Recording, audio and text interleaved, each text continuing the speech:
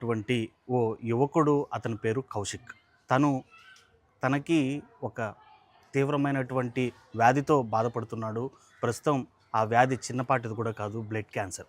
అయితే ఏదైతే తను అభిమానించేటువంటి నటుడు, ఆ నటుడు సినిమా రిలీజ్ దగ్గరలో ఉండటంతో ఆ మూవీ రిలీజ్ వరకు కూడా తను బతికితే చాలు, దయచేసి నన్ను ఆ మూవీ రిలీజ్ డేట్ వరకు కూడా బతికించండి అని చెప్పి తెలుగు ప్రముఖ నటుడైనటువంటి young tiger NTR cinema Devara కోసం తాను వెయిట్ చేస్తున్నానని చెప్తున్నటువంటి మాటలు కావచ్చు. అదేవిధంగా ఆ యువకుడికి సంబంధించినటువంటి తల్లిదండ్రులు సైతం ఆ యువకుడి కోరికని మన్నించాలి అని చెప్పి, అదేవిధంగా పెద్దలందరూ మనసున్న ప్రతి ఒక్కరు కూడా తమ బిడ్డని అప్పటిదాకా బతికించడానికి ఆర్థికంగా సాయం అందించాలని చెప్పి కూడా అందరినీ కోరుతున్నారు. ప్రస్తుతం ఆ కౌశిక్ సంబంధించినటువంటి తల్లిదండ్రులు మనతో ఉన్నారు. నమస్తే. నమస్తే. అంటే ఎలా జరిగిందమ్మా? ఎప్పుడు గుర్తించారు కౌశిక్కి బ్లడ్ క్యాన్సర్ అని? అబ్బాయికి సార్ ఫస్ట్ యాక్సిడెంట్ జరిగింది సార్. ఇంటర్ సెకండ్ ఇయర్లో ఉన్నప్పుడు యాక్సిడెంట్ జరిగింది. యాక్సిడెంట్ జరుగుతానే మళ్ళీ నెక్స్ట్ బర్డ్ హాస్పిటల్కి వెళ్ళాము. బర్డ్ హాస్పిటల్లో ఆపరేషన్ చేశారు. ఒక 5 డేస్కి ఆపరేషన్ చేసిన ఒక 6 మంత్స్కి అంతా మళ్ళీ ఓన్ ఫీవర్ వచ్చేస్తుంది. ప్రతిసారి ఫీవరు ఎంత అన్నీ తిరుపతి హాస్పిటల్లో అక్కడ అన్నీ చూపించినా కానీ ఫీవర్ ఏం తగ్గట్లేదు. మరి ఎక్కువ కాఫ్ అయిపోయింది. ఆయుర్వేదికు అవి ఇవి అన్నీ చేస్తున్నాము. అది నెగిటివే. ఏది టెస్ట్ చేస్తారు కదా, బ్లడ్ టెస్ట్, అన్ని టెస్టులు చేసినా నెగిటివ్ అని వస్తుంది. మళ్ళీ తర్వాత ఇంకేం చేయాలి అని చెప్పేసి మా వల్ల కావట్లేదు. ఇంకా లాస్ట్ ఇంకా మా దగ్గర ఉండే అమౌంట్ అంతా అప్పు చేసి అది అంతా అమౌంట్ 10 లక్షల వరకు చూపించేసాం.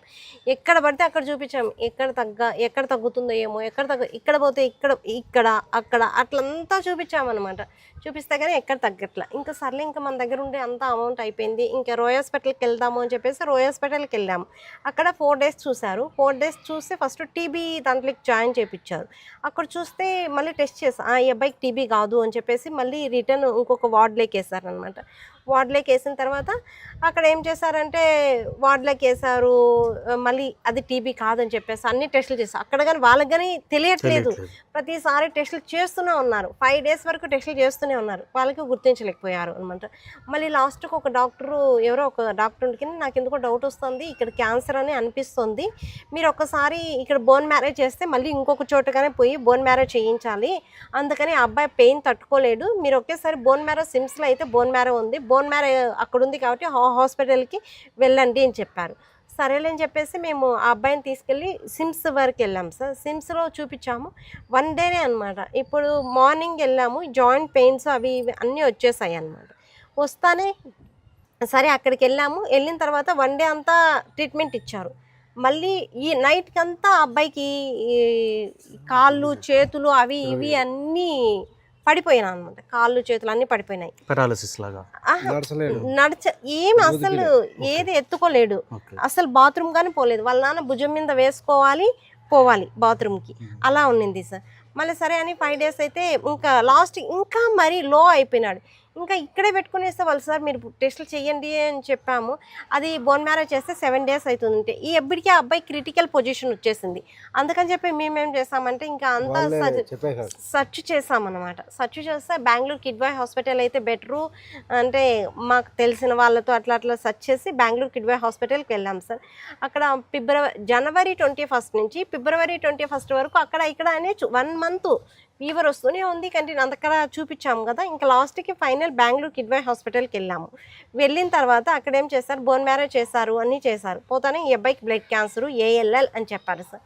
ALL అని చెప్తాను. అక్కడి నుంచి ఫిబ్రవరి 21 నుంచి ట్రీట్మెంట్ తీసుకుంటూ ఉంటే హైడ్రేషన్ వరకు వచ్చాము. హైడ్రేషన్కి వచ్చిన తర్వాత మళ్ళీ డే కేర్కి వెళ్ళాలి. డే కేర్ నుంచి హైడ్రేషన్కి ఇంటికి వచ్చాము. 7 డేస్ ఉన్నాము. మళ్ళీ డే కేర్కి వెళ్ళామన్నమాట. హాస్పిటల్కి వెళ్ళాము. జస్ట్ మేము ఇంజక్షనే కదా, ఒక ఇంజక్షన్ వేసుకొని మళ్ళీ 2 అవర్స్ డే కేర్లో. సరే వచ్చేద్దామని నార్మల్గా వెళ్తే అక్కడ టెస్ట్ చేస్తారు. ఎప్పుడు మనము ఏమన్నా చేసుకోవాలన్నా కానీ డే కేర్ చేసుకోవాలంటే ఫస్ట్ బ్లడ్ టెస్ట్ చేస్తారు. ఆ బ్లడ్ టెస్ట్లో ఏమొచ్చిందంటే 70% బ్లాస్టర్ అని వచ్చేసింది. మళ్ళీ బోన్ మ్యారేజ్ చేశారు. బోన్ మ్యారేజ్ చేసినా కానీ 70% బ్లాస్టర్. ఈ అబ్బాయికి MRD చేశారు, అన్నీ చేశారు. బ్లాస్ట్ అని తెలిసింది. మళ్ళీ ఇంకే అబ్బాయికి ఇలా వచ్చింది కాబట్టి ఇంకా మేమేం చేయలేము అమ్మ, బోన్ మ్యారో ట్రాన్స్ప్లాంటేషన్ ఒక్కటే ఉందమ్మా, అదొక్కటే చేయగలము అని చెప్పారు సార్. సరే అనేసి ఇంకా మేము ఏం చేయాలా, దానికి అయ్యే ఖర్చు 60 లక్షల వరకు అవుతుంది. ఒక ఇంజెక్షన్ వచ్చి 3 lakhs, అలాంటివి 12 కావాలి. ఒక్కొక్కసారి బ్లడ్ టెస్టులు అన్నీ చేస్తారు. ఒక్కొక్క బ్లడ్ టెస్ట్, ప్లేట్లెట్స్ అన్నిటికీ అమౌంట్ సార్ 10,000, 20,000 అలా టెస్టులు అన్నీ ఉంటాయి. అయితే అలాంటివన్నీ చేయించాలి. 60 లక్షల వరకు అవుతుంది. ఓన్లీ ఇవి ట్రీట్మెంట్కి మాత్రమే 60 లక్షలు, ఇంకా రిమైనింగ్ అంతా మీ ఓన్ అని చెప్పారు సార్.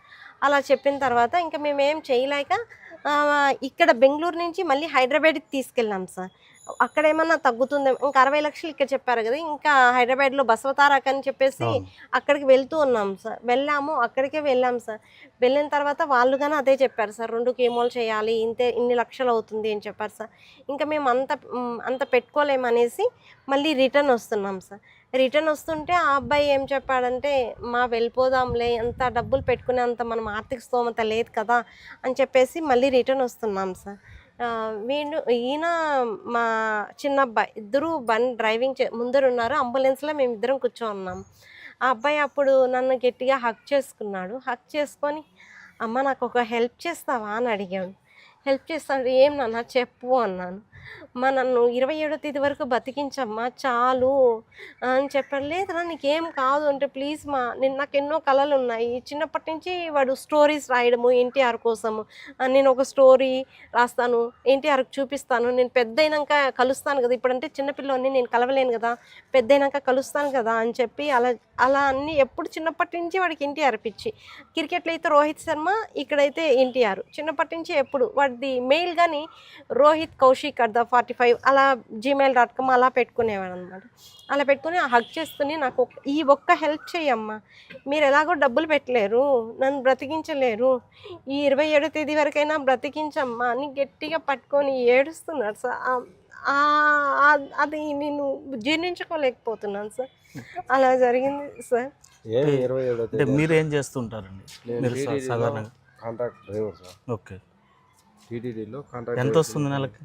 నెలకు 30,000, 29,000 సార్, 30,000 వస్తుంది. సో ఇలా ఊహించారా బాబుకి ఇలాంటి కష్టం వస్తుంది ఇట్లా వస్తుందని? ఇలా ఈ విధంగా ఇట్లాంటి వ్యాధి వస్తుందని మేము కళ కూడా కలలేదు సార్. ఎలా అనిపించింది అంటే విన్న తర్వాత కాపాడుకోలేకుండా పోతున్నాము, ఇంకా ఏం చేసేది మన నుంచి కాదు అని చెప్పి ఆలోచన చేసినాను సార్. నేను కూడా ఒక ఆలోచన చేసిన, ఒక నిర్ణయానికి వచ్చాను. నేను ఒక కిడ్నీ ఎవరికైనా ఇద్దామని అడిగినాను సార్. అబ్బాయి ఒప్పుకోలేదు సార్.